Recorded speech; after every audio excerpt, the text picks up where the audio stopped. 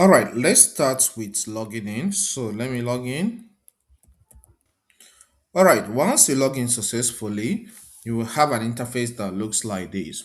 Now, to access apps on your Linux machine, Kali Linux machine, what you need to do is to take your cursor here to this Kali Linux icon. All right, then you will see these applications, which shows that this is applications section.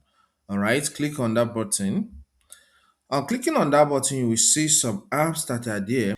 If you take your cursor to favorite, it will take you to favorite apps, which are apps you use frequently. All right. Take your cursor to recently used. You will see some apps used recently. You can take your cursor to any of them from there and click on them.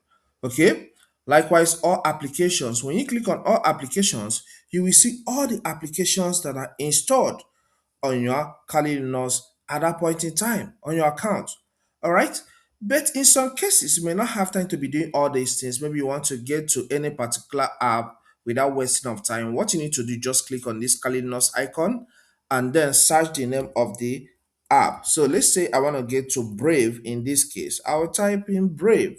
Okay. The browser will show up or the application will show up. You click on it and you start making use of it.